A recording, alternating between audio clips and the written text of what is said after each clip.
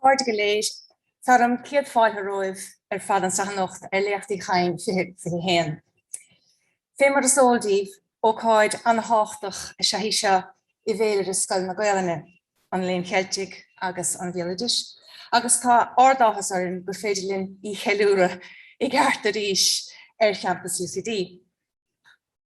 Bliain is gá scóró hin tugah an chiad léacht sa tra háchtach sa in ómós de dhuine de mhórscríbhneoirí na Gaeilge, mhórscríbhneoirí comhaimseartha na Gaeilge go dain, Máirtín Ó Cadhain.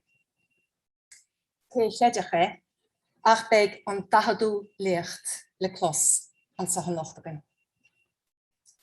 Tríléad fersanta sehí rósa, cainteoir na híthe nacht a chud an láthir, ó bhéal feriste ó rúchas agus íorchéimí de chud UCD, tá Cathal Goan na Sheriffísigh stáit is mó aithne sa tíise in nuamh.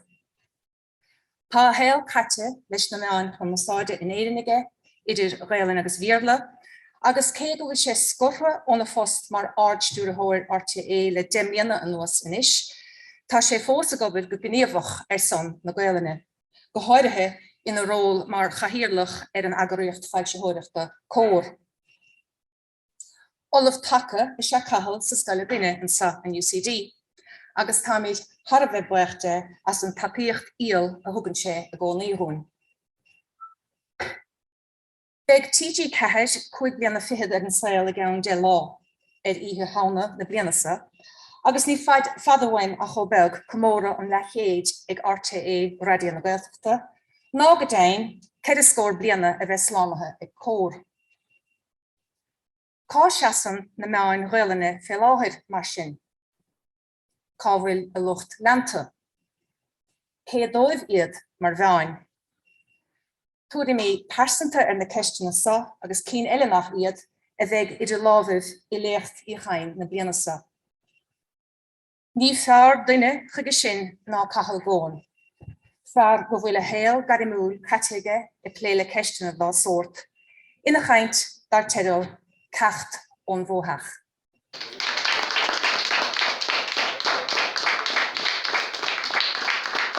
Gur maithí de bhéhín san na bhacail ceannáta sin, agus més muoinú siar an bliantaí a bhí faoi chabaide agus an sin miselam nar bhiste tús a chur le caintsna híanacht agus fiú más tagartána ché tagart mar sin hin a dhéanú de was an mhórda le Bhóitheach a caiú tá cúpla láthain.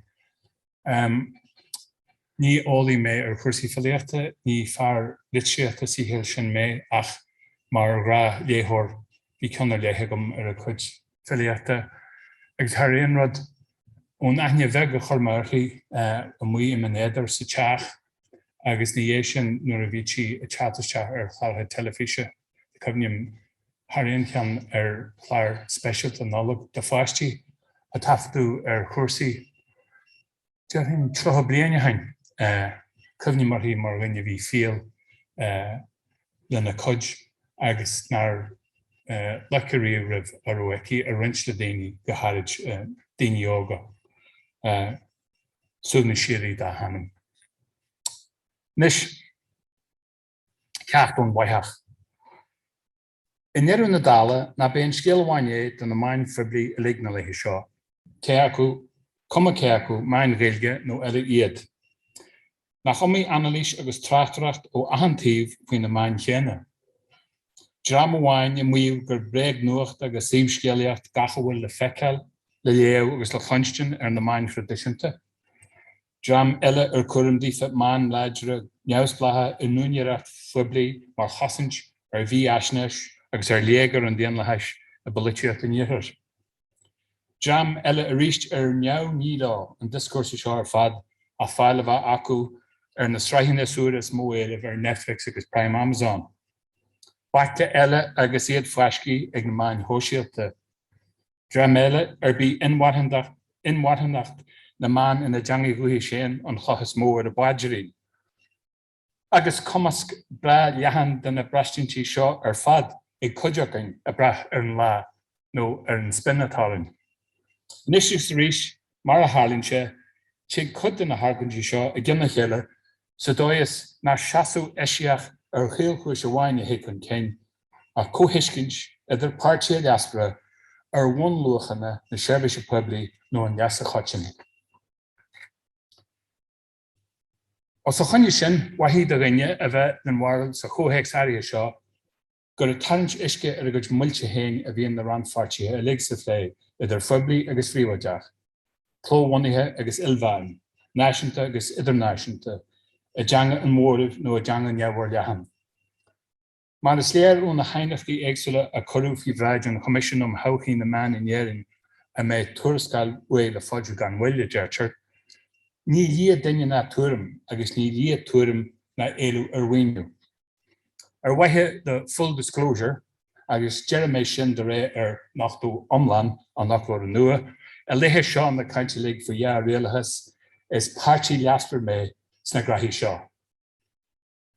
An rud is tuaisce agus is scafra a rihanlam níos agus mé as bhar gór ar Ócáid seo Léachtaí Chain nó go raibh sna bintí céanna sin agamhse bliain agus daithe ó hain nuair a thug Brendan Ó Heithir in Cheadchaid sa tráith a hanscrí an talú Brendan Ó Buachaile agus a hóleacha chun ómós a léirú don chainach céimlíon in Chailte.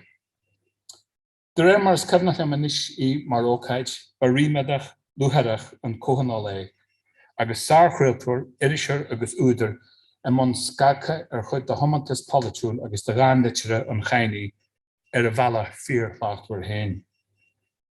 Dála go leor sa headlach déisteasta sin, bhí mar bhéin faoi riocht ag focailí idir rinne a chuid smuoite agus a dhéisfelí. Ní raibh aon aithne farsnagam ar bhrandan ag an trá sin, a bhí de frileide gom a bheith gobar na chuideata tamil in dhé sin rud a gléine sibh a hiiliú faoi ar báil, ach a hachamar plus ça change, plus c'est la même chose. Mar a deir agrathaí na díalama Léachtaí Uí Chadhain, Caoimhín Mac agus Liam Mac Amhlaigh linn sa réire don na haisí léanta seo a fáiltiú ag deireadh na bliana seo caite, deir siad bhí ghasbach ag an mbuachalach agus é a bunú na streiche. Gneanhí litríocht agus cultúr na nua Gaeilge trí chéile a abhreithniú agus go dtorthaí léargas nua ar thaobh agus ar thír Uí Chadhain. Níl de chumas anm ná a hainolalas agam tabhairt bhí léargas ar thaobh agus ar thír an chainaí. A tásúlagam go mbeidh macailí éigean más anman héiniad dá chrealú agne mar a dearú an bóchalach le brath a go déigean de mé le rá go an nacht. Ba ábhar ígur éadóchais a ru an andan Gaeilge ag Ócáid nuair a lóir sé héin agus Brendan Ó Heithir a nagalú a rinneú den Irish Times tamil gorid ribh Waas agus mar chath Brendan ar sa chéadéacht sa tráith seo. Mar chéile ag duine bíthe sa lá tainniúán a léithú na tuarascaile steirní faoi bheith na Gaeltachta. Bhí ó héir hen sa chainte dé, cótha bisíar bí agus bhí dearad a déimlíonna ní bhhain ach bisach an mháis. Ó naithne chur me ar na dhé sin ní mar ragur duine dúirt go bhí an, dá thuair an ráite sin. Ach dearthing go cinse gur fearr ná leicíú ribh nírinne mar a tiú dóí agus gur bhúldá in nírin sin a rins na na deachú na gáil. Tucha mar raistheigh Dr Liam rís ar bháil, ach níor bhiste am gré eile de cheist na man mar chud de chochaíon léonniu a níomhaisteach sa phlé.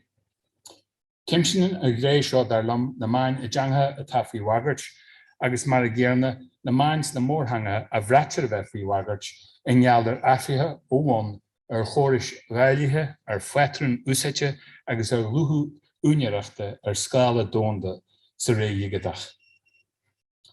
Cá eile an castata seagólan litirtheacht tradiisiúnta héin faoi bhagairt nuair na féidir tuairtear bhicléin a bheith léamh mar a dhéanaí ribh seo, cum a ceanteanga tá gceist. Sa bhéid sin tá maid díriú airde ar icólaíocht na main, idir hangólaíoch agus amíoch, ag ggóthaics leathan na hinmharthanachta eisí.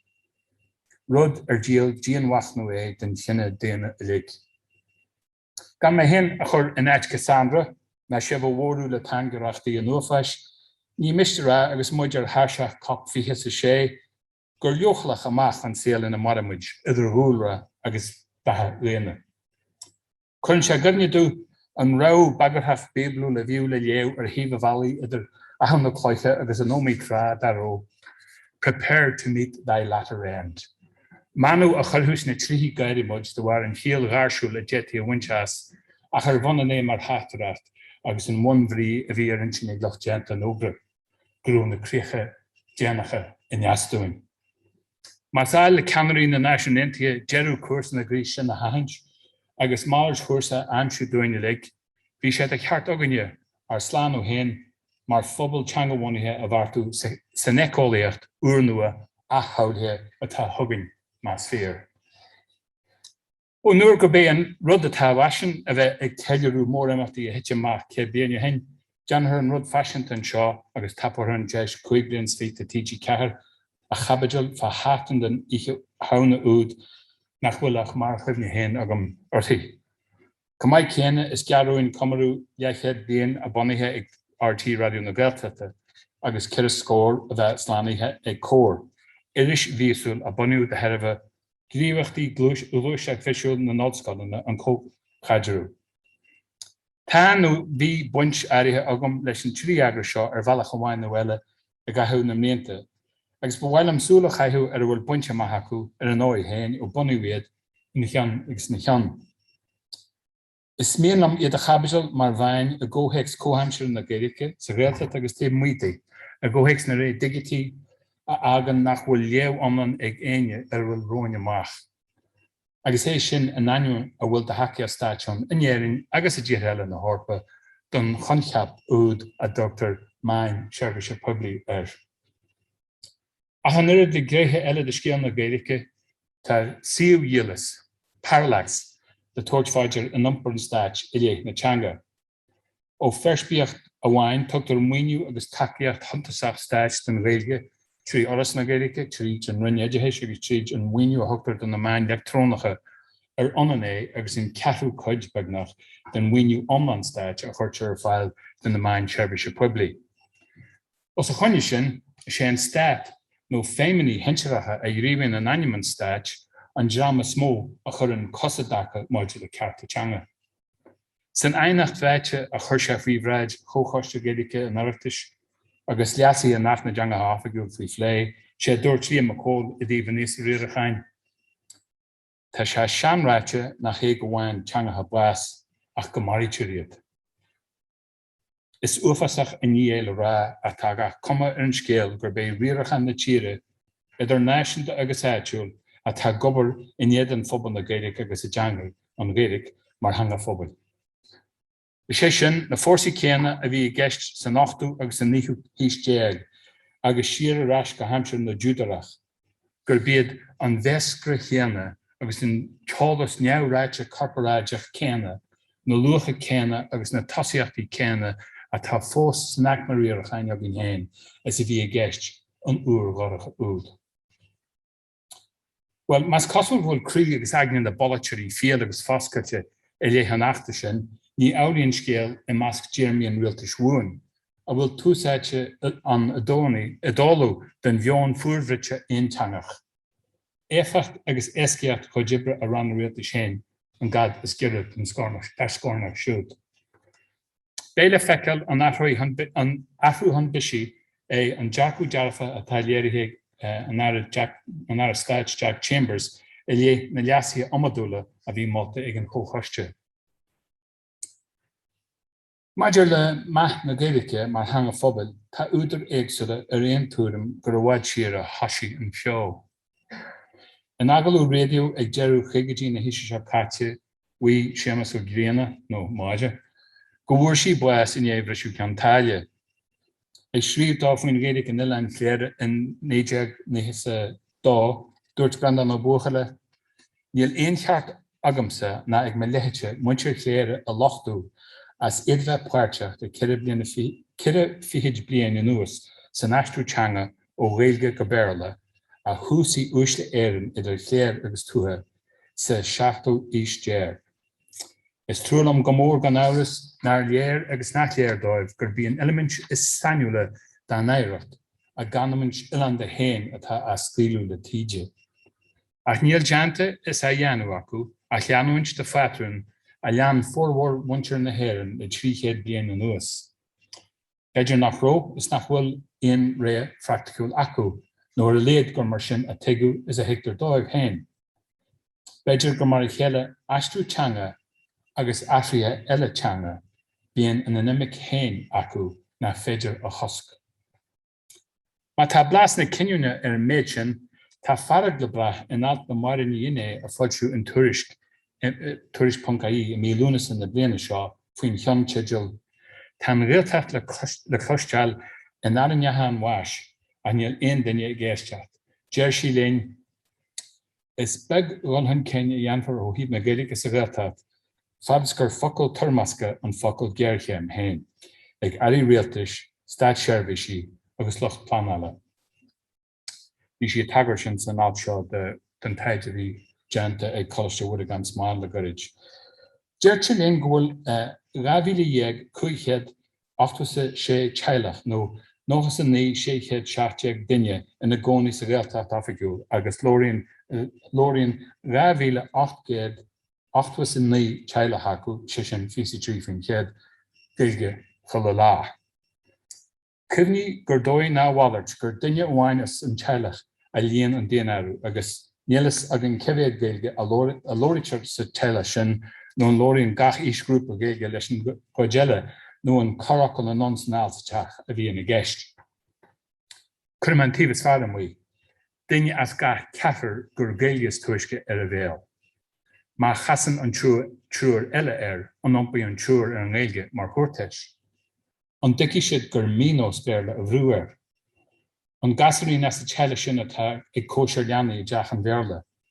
Céir do lóra se, ag glós na Scoile, ag cuairteoireacht ina dhéige ar an mos Scoile, cá bhí se folklóris deise lóra ina hangaí. Agus faoi dhearad deir sí, agus mé go bolla go bhairige i deaspach a thabhraí, hí scach na gaintirí óga dúthais ag béarlaireacht le na glanóg imime himpeall. Ba ghuiligh gol gonne lime na dúramí sin mar aonaise ar leochadacht na Gaeltachta a chorísteile, mar bhallairt tá léamh dearafach le déanú ag an té ar bhíonn leithinú leis spéiclí a rimar an nós a chaithú agus iad a breanú ar chas na teangaí go náisiúnta. Ní raibh éilú ar Gaelscoileacht chud tréan a riamh sa tánis agus in níonas mód dáiltaí ag freastal ar Gaelscoileanna. Beir ar surveine poblí tá chuid is mód a bhéanaar na poblachta dearafach na Gaeilge a gcónaí agus mar a géana tá rath ar tíochtí Ceacht. Is san éca chóras seo le muoinú stáit a échan na main Gaeilge le freastal a dhéanú ar grúpaí agus ar phobal éagsúla nach anna néad i dtaca le híis, le háitriú, commas léifeacht na réimse spéisiite. Foilsiú cór den cheadúir mína baltaine ní déag dahid dá. Trá cogaíochta agus éigeandála agus bheith gealú híoltha a bheith faoina léithéid agus ceandáil le chur a bhéim ar úsáid an féipir chun críocha fáilteachán. Bhíonn ág teamanta bhíon amháin glúiseacht an Ócáidir mar scathagus áthú agus rudbeag do hotal an air deidehéis le sóú sa bhéid a bhí le rá acu faidútaí fahéin. Agus seo iad. Léinn Cheiltigh néidir gur bead Léacht Ullscoile cineirí an náisiún. Agus tá réir sin sí obligáid agus priviléid an Ullscoil teagas náisiúnta ó híomh géalagar agus sífalaachta á Arbord agus a chuomh scéalú. Is mór an iad an náisiún mar sin iris réimsiúil an Gaeilge go bhfuil bartas náisiúnta aice teacht as na Ullscoileanna. Agus muna dhéanaí iris dá léithéid ar stad na Ullscoil héana bhreanú ní obair in aisce í. Sé ar náim go dóthú cór go fada agus étaí iris dá hail ábhar léite inspéise do Gaeilgeirí. Tróir don náisiún ar cheistin na linne seo, ais do Léacht Ullscoile caidiú dhéanú lena chéile agus bragu chun féim a bhaint ar waithe leis an náisiún as an léon atá orthú, agus ardan litere de gach go mór de scríbhneoirí ága. Bhí an aim go mbeadh cór buan mar Léinn Cheiltigh agus mar Lóchlan léinn agus níor bheagaí mar aim. Is seo sin cá sa téal ó hain, agus má lagaí táhacht agus cóúlaíocht na Ullscoil agus óil an Ócáidú, níor bhuailí ar dhíolseacht cór don ardan litere ná don scríbhneoir idir ág séasta. Rodile de nar bhiste lua agus sin is smuitiú siar a bhríonnta cúngan na tréimhse ar cogaí nó níor bhagal de lucht agar na hirise, dúchlan na haglaise Cathachaí Ollscoile a thuirt, nuair a dhéirí ar an díospracht faoin scéim mhaithe agus léanamh, agus go réirí Noah Brown as an aircht sláinte. Ba bheag dram a bhí commissioner lá. Lista le háirú na daoine gramadátha a déimi mar agarthirí ar an iris. Is teach scríbhneoir fiúnta de ciriscóir bliain an nuas nar fáilsiú sihir lá ar jahannaí cór mar tes agah. Ar nói, bhí agus cawas nach míon go fáil, lágtra a gúrsaí na hirise agus bhí tamán turas chuig deagahain gur Roberdí ólas féim. A go bhí le ceamanta an mór a bhí anna an am, hanig cearnú agus bhfuil mathú blathú uair. Hagar me hana don elítechas a bhain le lucht a bhainithe, agus Léinn Cheiltigh détí an chorchéanna a chur a dhéhan mór dratha a bhfuil me sé in mchaithir le chéir. Den chud is mó déirití gríomhachtaí chóir ar ísléthireachta ar deideis. Comáile fáilsiú míosú na hirise tá bord stúrtha cór freigrachas leor cór, tá fáilteachta áil sin idir 5 agus 7 leor nua a January bliain agus más ceadbach fógra be finis a go debre le fecatí mí an daras ag deireadh na cainte. Cór taide an taon riamh iris leor acadúil píormhasta ar líne de lucht comhaimseartha na Gaeilge agus de litríocht comhaimseartha na Gaeilge agus níthe atá géalmhór léthe. Córág fáilte leabhríonn túil atá dírithe ar bhataí iarmhain Scoile. Portráidí na scríbhneoirí Gaeilge.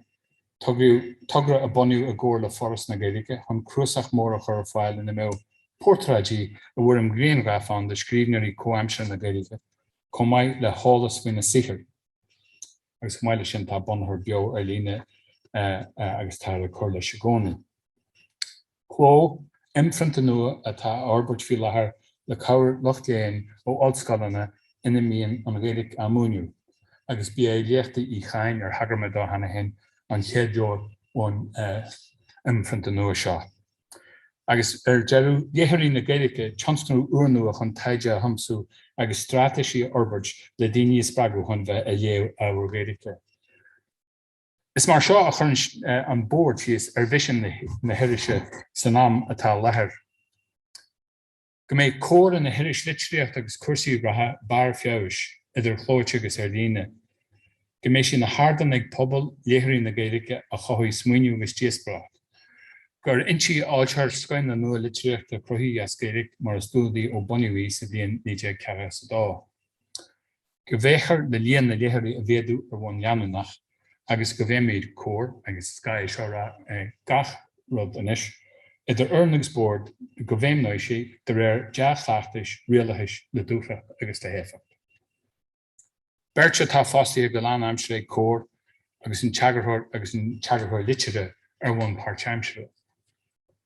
Ar na dúchlein amadúla tá sa chasan ar an bhisin uailmhéanach atá luaiteagam, tá amsú agus cathú scríbhneoirí uaire mar aon na hamsú agus cathú léthirí uaire, agus ar nói an dúchlein is cigailtí den iomláin mar tá muoinú. Is seo mí fáilteáin idir bhéarla agus Gaeilge a tháinig agus a Jimmy ó buniú cór, agus ní an den rathíocht a chuinneachas cór beag go deo a churid. I dtaca le scríbhneoirí de, tá tamil maithanan anis ó chur míor chomhlaachtaí páiricú céire, olc ar riar den lucht ardéin agus hé muíú gur ceann scríbe sruiste ag réir na litirtheachta agus gur méid fasta díú ar na dána dírithe. Má chuig sé thar fór de bhegan, buras teagmhail dá or níl áras dá léad go bhfuil béasa annathrú agus múnaí amrisú in néamhlóid na cruthaíochta. Is síthúil le ní a léad iriseoirí uilte Gaeilge a bhfuil taithín na mrianta acu le radio na Bhéalteachta agus TG Ceacht a mííon sihir scríofa lá a thairiscint mar bhlaganna ar hiú RTE TG Ceacht nó ar turas.ie ná go deimhin ar cór. Go fadas a bhain an léthirí leis, tá ciricéad sínta seoir ag cór agus díaltar maithasasteach ar chéad cóp eile sna seapaí gach mé. Tá fás beg leanúnach ar na figurí sin ach ní léir dúin ggóil an céachras céanna léthireachta ar bhicléin an léinniu is a bhíú trá. Agus má tá héiliú léthirí le malú thugainn mar bhíonn is an dram ar acwandífa an síntu sa cheannach is ceart díru.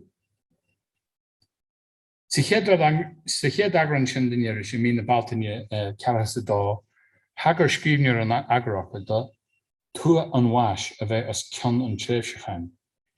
Níor bhil dóibh a mé an chéad agran eile teat amach an bhí ar gan, in geallar ordú cuacht de praine ón ara solahartí a bhí le tuairte bhéim do bhar ganne papir. Mar a teasagan hanig siad slán mar sin héin. Tá bí faoin trá úd brahmadinne faoi láthair go bhfuil coran an bháis a dhéarú fan ar gonne in cór ag lucht ceannis oras na Gaeilge. Ní ganne papir ach máirt tosaíochtaí is cuais le na neamhim is cosú mar aon le himní faoin na léad déirí sa taidh cór as fear. Ó gá bhílig sa ceardeag I lé churann an stad, €5 milliún sa bhliain ar fáil trí oras na Gaeilge don na main scríofa chlómhaithe Gaeilge. Breis is 8 milliún sa bhliain a bhí ar fáil don airneall suas go dtí gá bhílig sa deich. An nuasar sin, tá ceirú eile de 33 fin head deanta ag foras na Gaeilge in gá bhílig sa fí sa héin ar an mhaoiniú an cór ga phríomh cuairim fáitiú na hirise mísúla. Ar lína amháin a tan dá bhain chlómhaithe Gaeilge eile turas.ie agus nós.ie. Is an catchas omlan sin inis agus níos lú na aon fin chead den mhaoiniú a chuirtear fáil don na main Léachtaí Gaeilge in RTE agus TG4. Chur cór agus turas.ie co-ainacht faoi Ráidin Commission am chomhaí na main in éar ní balúche mléana inaráitimuid gur main service publi a bhís na main chlómhaithe Gaeilge có maiid céanna leis na main Léachtaí Radio na Gaeilge agus TG4. Agus gur cheart iad a bhainiú dar réir. Ábhar intis agus tíma dúin nar hall foras na Gaeilge aon ainacht faoi gréir bít in na main lig faoi Ráidin Commission. Radio na lifa a gurn siad hen muinú ar fáil dá san áireamh. Tuigemuid nach mian an éonrad a seall, ach adsa freastal le déanú ar lucht déthireachta dá léad héna a bhfuil dúil acu in ábhar abí deascríofa tíhir dúin gur cheart gach a dhéireacht dhéanú fannacht I món gríomh. Or is sin an tain Ollscoile clóite atá fága ar Máirtín agus fáil muinú dírithe stáid. Frithghríú ba cheann teachar le bunú luis a chearta sivialta na Gaeltachta agus dá réir le bunú radio na Gaeltachta don an bag blianta na dhéisian. Clár telefíse béarla, Quicksilver a bhí le tafadú ag RT's tá forbacha bag ban ar hangan bpobal áitiúil a bhoscail spirid na hagóideachta I más glún ó Gaeltachta. Leanú den agóid rinneú cruiltaí bradach a radio le linn oireachtais neamhafagiúil a Rosmach, a léirí dingmhilteach na léirseirí agus a chruthí go bhfétaí seirbhís Léinn Cheiltigh a chur sa tiúil.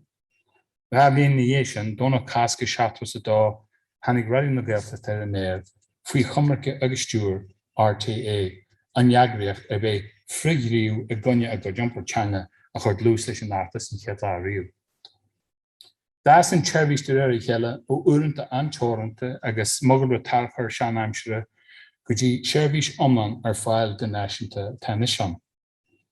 Is mór idir an irin de heisir fearr a bhí fóstaí le tuairt faoin fearr schedule thuaidh hir agus háasta tamod agus an irin de bhreis ceirascór a bhíon a plé le léirú is cruú plábhacha in Léinn. Agus man ró a fear le chlinstin neachad Léinn Cheiltigh, siad na mrás mó tahan tosaí man cruilta húsmáinnig go tróna inis. Cruiltarí cumasacha iad go léir a bhfuil máú goldóibh as fios agus éagsúlacht an ábhar a chun siad ar fáil idir chuirsaí polítíochta, náisiúnta agus áitiúil, achtarí pásanta agus méireanna faoi bhóna marachtada agus a riile. Ar chostas in tríú goid de chostas RT Radio 1 a rachtailtear RT Radio na Gaeltachta, agus é rudbeg níos costaí na 2FM. De bhhair nach mian fógraíocht mar lúchaid debriachtaí an radio, ní bhíonn sé san áras na tuairiscí áil sin an JLNR, an Joint National Listenership Research. Rud agan nach mian tuairiscí rialta ar Léinn na Néisteoirí. After réir tuairisc.ie ring an JLNR survey in 2017 agus in turas sin deirtear go bhfuil ruchtain de 3 míle in an lei. Rudbeg faoin éon faoin chéad den phobal náisiúnta ag Raidió na Gaeltachta. Venim na figurí sin díomh mar rólas generalta, ní mar bhealach an Raidió na Gaeltachta chur comórtas nó gomneas de seirbhísí eile. Tá comhaintear fis-físe faoi Scoil Ollscoile na hÉireann Gaeilge ag pléile taide ar lucht éisteachta Raidió na Gaeltachta agus lucht féin na TG Ceacht. Ach dúir mar a hiigim ní áiltear tuarascaile rialta faoin na gcuid fanachtana.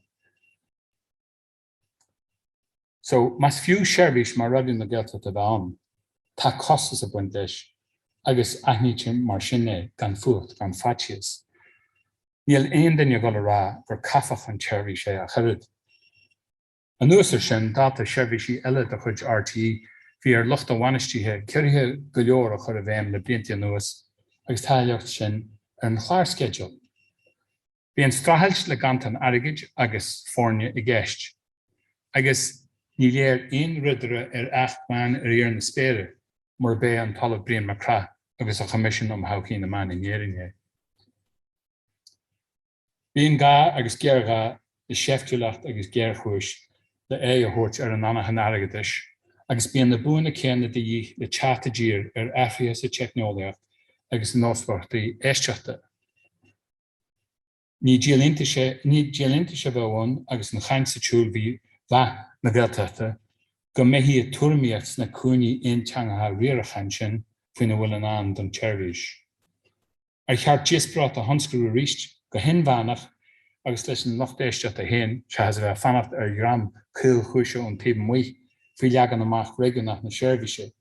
nó an álaí gur gréagos spéilte den náidir na seirbhíse é. An míon a léhéad de phlé ar siúil hana ag fis-físe níl sagam. Is cumann ceanara amháin radio a rálam uairháin bliantí fada hain nach ró Raidió na Gaeltachta in iomíocht le héin seirbhís radio eile. Sa bhéid is nach ró aon seirbhís eile radio ag solathair clár schedule Gaeilge na léithe sin ribh Raidió na Lifa nó blas nó radio fáilte bí ar dá.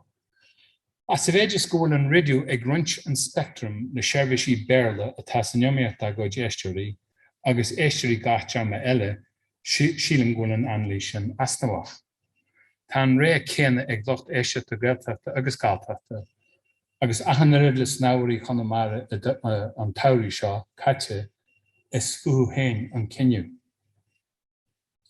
Bhí ón tús agus tag fáil an ceannas agus contraracht gá réiti a beidir idir an bhéim actual agus an dúlgus náisiúnta a haúlitir a bheith gceiste seirbhís marí.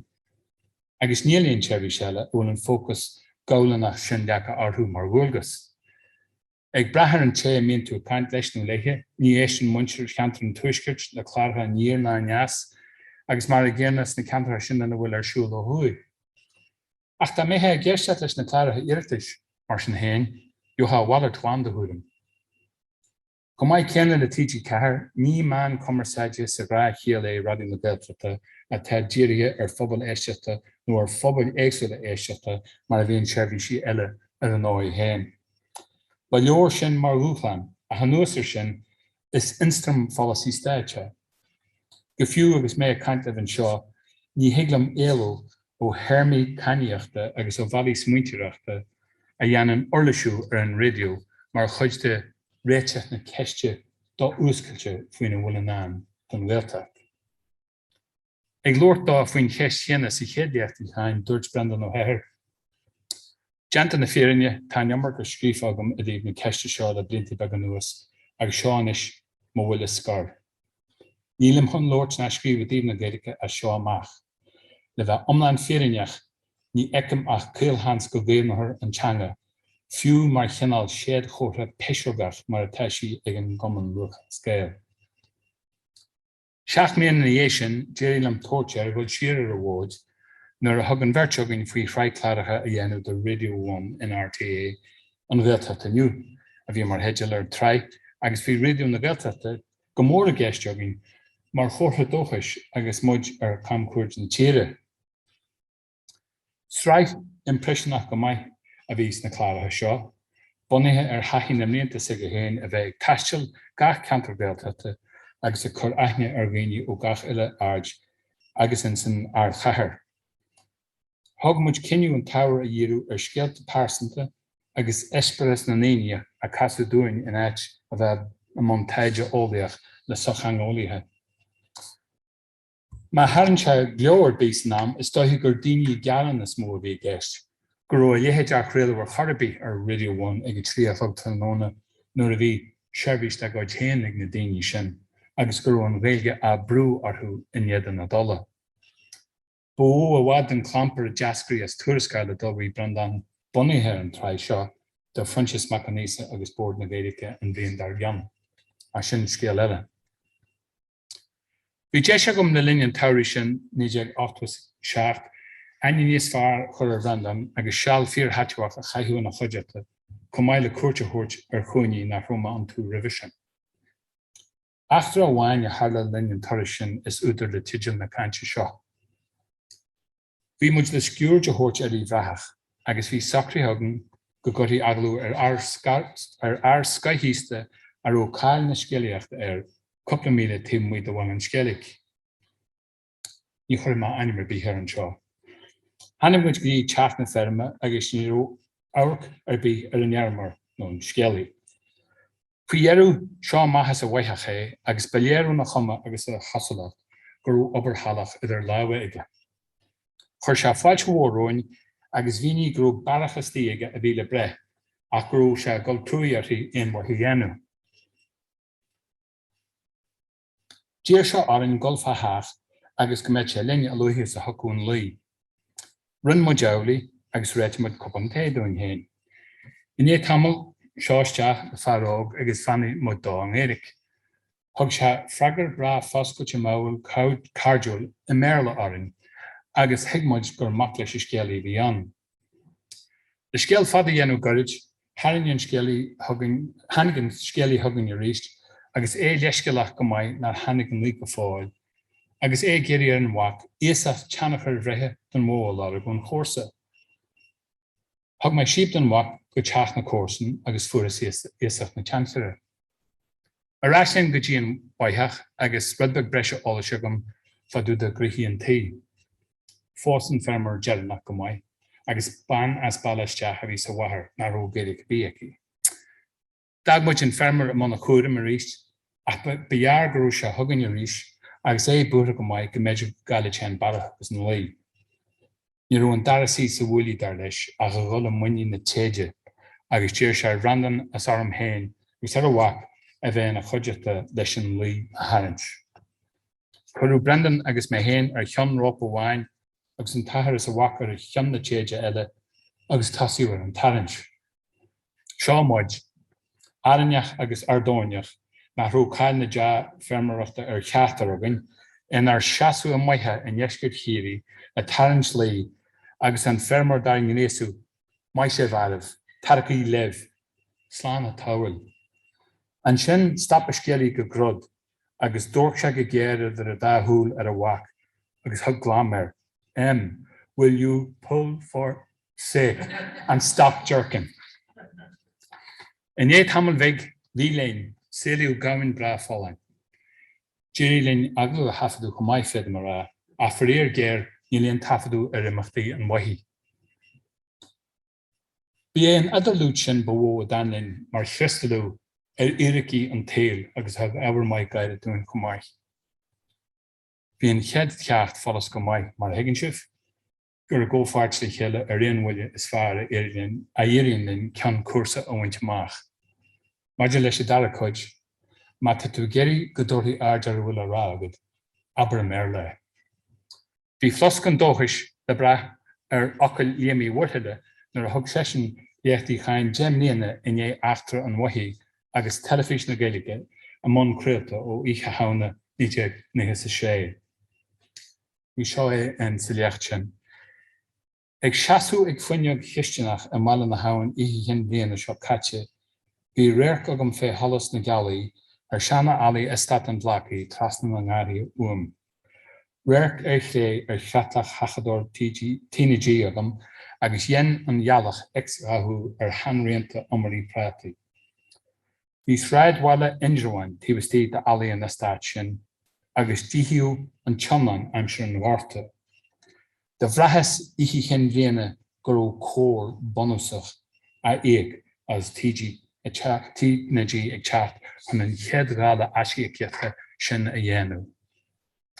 Éabhlóid chultúra a thugann an teangalaí Ken Hale ó Massachusetts Institute of Technology ar heilifís mar bhean, agus tá ar stainin héin ar gantmanis a an gá, agus na hí a bhí glite gún. Mar sin, má bhí éagar in na staire le chur in na Gaeilge dála anlís líon be cóil, dear an Mháirtín go faichealach. Tá chumar an scéal gur bíad na main electrónacha agus chumarsaide tá na gran tiomana ag pe imeacht atá fé chuirsaí teangan. Ach cad é go ddírithe tá ar siúl, cad tá fócus ar náird, tá rud amháin braham go láidir nach bhfuil ar náird go cáiriseach go ggéarchúiseach na go leananach. An teanga, scríofa agus lótha gur bíonn teacstas na gríomhachtaí eile ar fadaí, mar go bíonn teanga, bon agus bar agus láb agus dearú an scéal. Fannan an scéal álaí bíomhas gur a Jeremy líon lucht féchanna nó éisteachta nó léite is mó a dhéantar plé ar na main seo aganne agus iad faoi chabaide ag údar agus ag tráchtarí agus ag lucht réalála. Is anú go glinsear aon anrís ar chéir na scríbhneoireachta cuma ceacht an Skyland an neamh pláite nó den script radio. Nuair a bhí Brendan Ó Harris mé héin ar fáins na ceisní seo, bhí é an focail tanachan bhinice ar bheola daoine agus iad ag meabhrú faoi chláinte nó asláinte na teanga go fiús na ceantartha beláidre. Bhí tuairimí Bhóitheach gur heastaí gríomh práineach chun an chanáin litere a chur an nachréim agus an stoppa chur de híidú na litereachta. Agus seo é, is ceart go mbeadh tuig amháin fáilteachta a gcónaíonn a dhéanamh cuairim den chanáin litere a cheall policy cuimseach teanga agus an áilteoireacht mar gréad a bhá íon éon áilteoir thuige na a dhéanamh. Bhí policy suntasach chun críthe eile ar fad a gceist dar le taigh ó Heffernan agus telefís na Gaeilge album. The setting up of a new separate television channel is one of the most substantial proofs of the new policy of compartmentalizing Irish as a minority issue. And it is difficult to deny that when Television na Gaeilge was launched on the Festival of Sound 1996, it was perceived by the press and probably a greater part of the population as embodying the state's commitment to the language while simultaneously absolving the government from making any further major commitment to language issues. And so a cash-starved, youth-rich channel came on air to provide a service for Irish speakers, yet found itself saddled with additional responsibility of catching the fading torch of language revival from the tired arthritic hand of the state. Bhí was nar bhéidir ilú ó thuiscin siad den cheangal tins na léithe sin, bhí olgargus agus misneach le brath ar an nula hiú agus mas mé hin atá rá bhhaith an airí áireann mar ireann an díagris agus an takeíocht a bhíonn ar dtimpeall. Bhí speodar agus uaire a buinte sin tseirbhís, beag ban ar a chur síosta mar lóchran dóchais nó ótú dá fé deannach na teangaí. Ag an am chéanna, bhí clár schedule le líonú agus ganach an bhaincha deacraní ar fáil le dhéanú. Tá an óige úd ag gan níis agus ar nós na mochtan gantan airigid ina crabh spáirne a dáú linn. In aineann feos airithe bheith take ar an scéal mar sin héin is saolaí anan seo. Sílim mar sin héin go bhfuil malúir lé tiltte ag lucht stúrtha TG cethir idir Ward agus bhainisteach, I dacha le réimse leathan agus de hilchan a leat an fear schedule de. Ní baril sogam héin a bhaine sin a féitiise bhór dúrim héin a bheith goh ceacu seaú clénta nó neamhclénta é. Tá más agam ar a luthúire agus atá an lucht stúrtha maidir le buanú an chunceapa sin súil eile. Tá obair mhór deanta agus a dhéanú réimsí sport, a gláirithe fiorasathe agus faisnéise, a gláirithe de foiistí agus a gláirithe ceáil. Agus is suntas an bhun an céine atá dhéanú a réimse na bhadscanan le bliantí beag an nuas. Ach a rá le gach seirbhí seile, tá ligi agus beidir lochtaní le fáil an Cheirdi seo. Gus tá míhuine sa dóháin faoi úsáid an bhéarla ag gláiricha tá commissionathe TG Ceacht mar bhun agus na chláirithe sin a tá ceanna isteach acu ar chosta sa bhaid níos lú. Bhí daoine choirí faoi úsáid fóthaid an bhéarla ón chead lá. Is cumann am daoine rálam gur pastí dua éadís gramí le bhelcrú acu do bhain an Scoileán le nach mé an taistruchan da Chotaí an amanaí ag choristeach ar an chláir a bhí a chubhad. As mó bhád agus is glórí bhád an cheasacht faoi chorthaige a chimsíon chláiricha de sa schedule mar chruúta Gaeilge ar bé an béarla a bríomh hangaí, bí is go mbeadh cor aber chalas was an éireach. Tá macal an seo an racan a bhí bhain sna seachtraidí, sna nídeag seachtraidí ba chuirúra faoi chláir léimí mhórthú trom agus étrum ar RTA. Janhé amach gur chláir Gaeilge bhí an, agus cinnte bhí rathir mar chláir agus ábhar mórtais ag RT dar réir gur raibh ag géirí lá agus dúilge sí neamh chinnte i dhéanamh na Gaeilge a choléanú. Mar sin hain níor hásaí an chláir seo éilúhaintear na Gaeilge idir réaltacht agus gáilteach, agus is ódóin go dé déirí a sin. De réir TG Ceacht buineann an cineál seo chláir le corthaige a dhéanann idir gealú idir críluchtféicheanna agus an luchtféicheanna níos leithne a míon spéis acu in ábhar mar seo ach nach mé go thomlan ar gompór an éireach. Má sláán an anlís áirithe seo, détí an ngilamad difriochtaí eile aimsiú sa luchtféicheanna a chorthú ar chumas TG Ceacht a bhaid níos mó ábhar i dteangaithe eile se has Gaeilge agus béarla a chumisisiú ach na haachmaní le acu le na naigh sin. Is sí mthúrim hain gur bailíocht airde ag lucht commission an station ar rigéirí féicheanna mar flatóis ar a éifeachtaí is atá géirí le súil eile a thairiscinst an phobal. Rud é seo dar liom a churann blús le maidí bheith a ligean le sú a d le teannach ar an bhéarlada. Ar aglan na mí hiiscinne, creidím gur chuid dílis na aon Cheirvis Gaeilge marí go naithné an béarla a bheith in ar jimpel. Mar sin is chuid blisneach den recneal an béarla, ach a bheith níos seachantí faoin na vinnice ag sa déitir in na bhaine. Tá an áras go mé réiteach an den cheist áirithe seo a hasas gach duine a beidir duine ar bith. Tá an teannas agus an timbeachtas idir an dá hangaí tá sé an leis na céta bliain. Idir den inis agus gur chuid de alíonn bhéal na Gaeltachta, ór an wacarónacha agus céta grain a bhfuil bómantacht an bhéarlóra gan Gaeilge mar ábhar gaiire an tú. Tá sé le teagmhails na tradiisiún éagsúla seo gur minic a bhíonn an duine le Gaeilge faoi dhíomhas nó go gcuirtear an saoil ina cheart. Tá mé chuidéigean den éis sin grin a chur an uirins de héal an léinniu, beidir gur an tothar dhuine a bheitse agus muide lé le lucht an éon teangathis. An dream úd a bhfuil uránú deanta acu ar scéal na teanga mar a bhíonn ó hefannaid. Le go le dheon ar lucht fógraíochta, bhí agus tá béimar anlís rigéirí féicheanna, rud a thug agus thug an síomhgheargas ar bhfuil buinte amach ag an Cheirvis.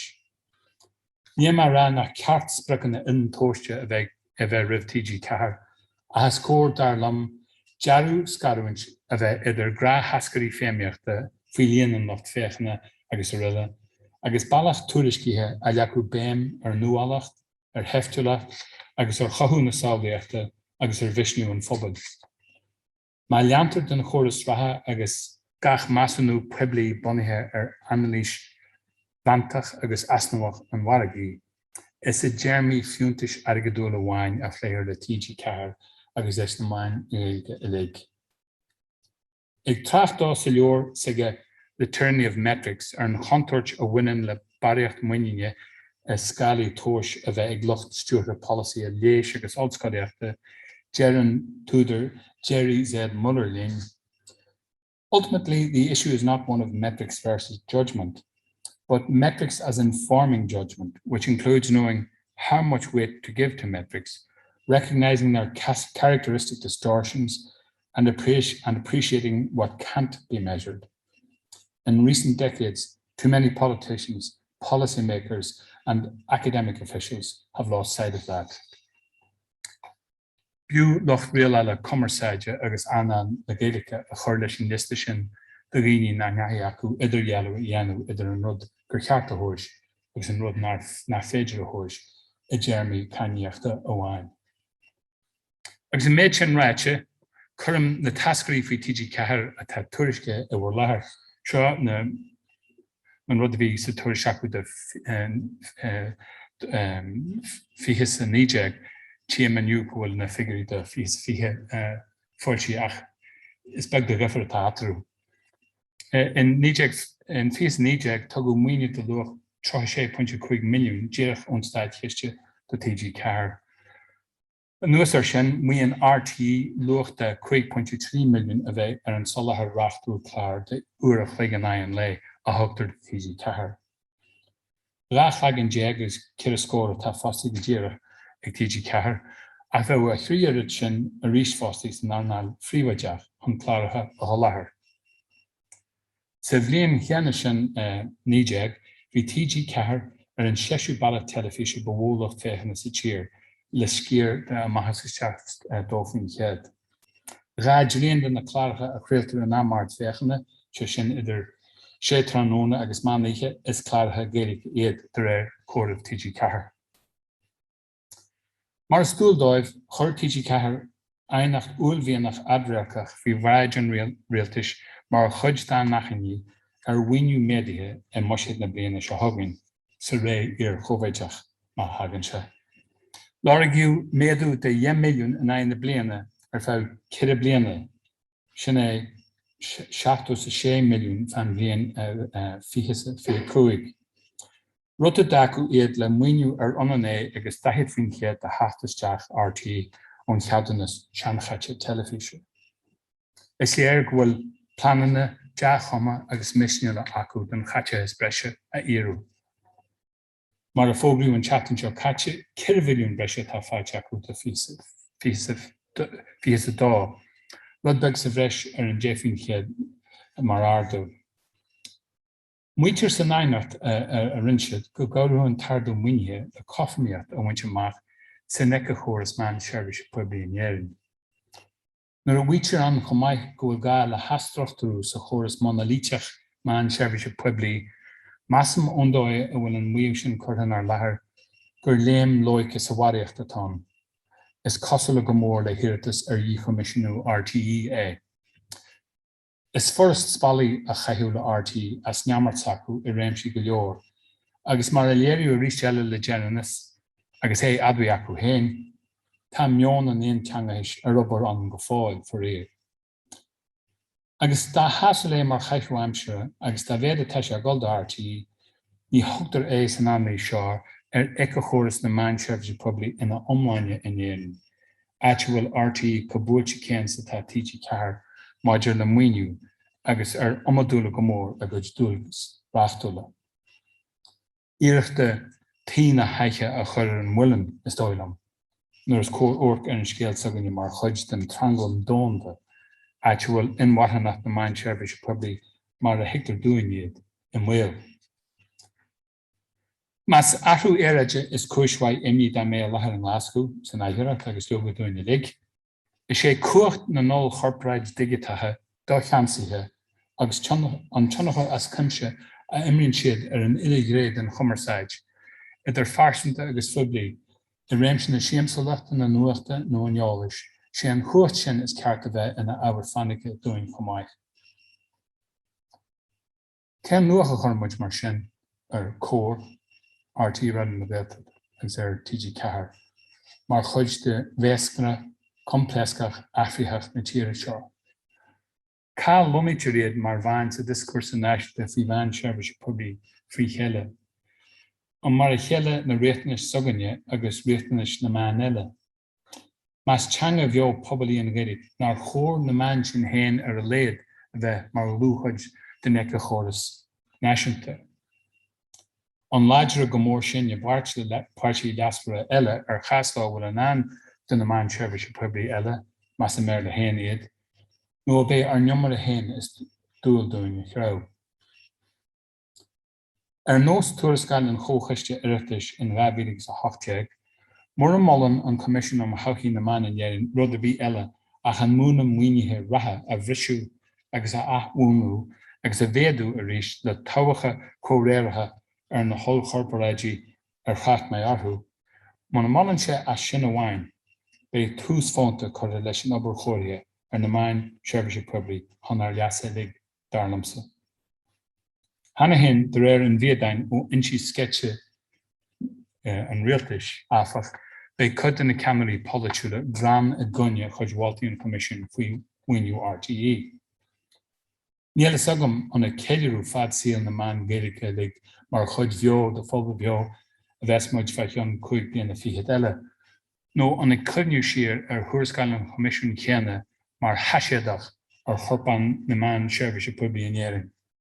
Joga a gceannach de héim an nuafais an ainiún cap fi is sé agus cógála eile nach é.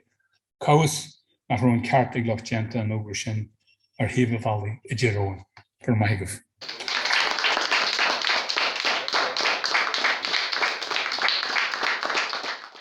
Harde túr de fós gan an áras mar gaú Léacht Uí Chadhain daríidir bheit láthir a géisteach leis na ceistena cigiilteachta mar a dúéis chail agus darlumsa gan áras talón mach na bhán na fad agus tá mór an fragraíar na ceiste sin is gábhfuil féin beidir ag thutar agus tá fíormhaocht a chail as an chaint na hí nacht.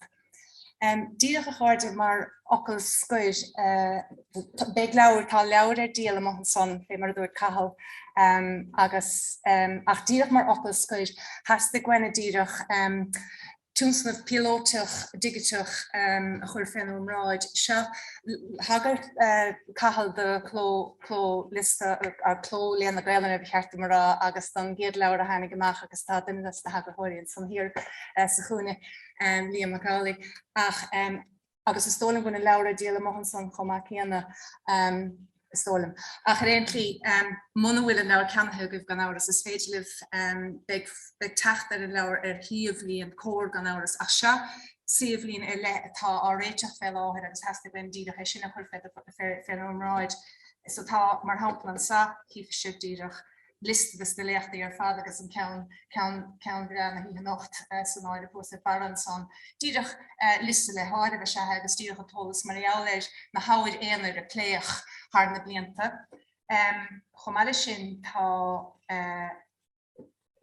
an leabhar féin gan áras an chéad leabhar sa trach agus tá roinnt leabhar gan áras ar na bacáin fel áthir.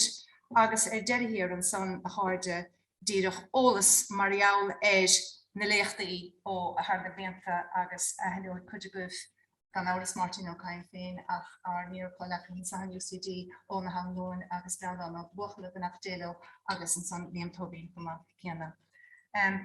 Beag an siomh sin, seol for an siomh sin de hefigiúr agus tá na planan san na gceist ar Ócáid eile ach díreach ar heasta goine sin a chuir féin ómráid tá tháina beise sin a teacht.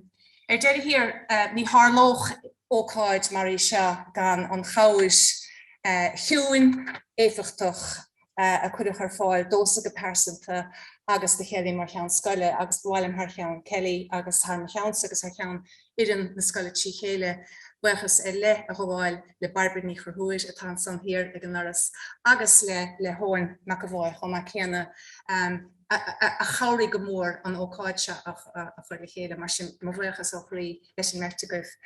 Agus deireadh hir gan áras ar maichas thar cheannsa agus thar bhó gansa le Cathal féin cainteoir na híthe nacht. Mar sin na cháide sinní Ócáid na bliana sa ar a léad deireadh líon Ócáid bheo a chuir le chéile beag an léacht féin agus an Ócáid féin an áidir híomh na Scoile gan rohí le námtrácha ach is úntaach go raibh léad deis an teachtasteach ar a campus agus idir seo agus an chéad Ócáid eile goin gach ratharibh agus godéisibh ar fad sláán.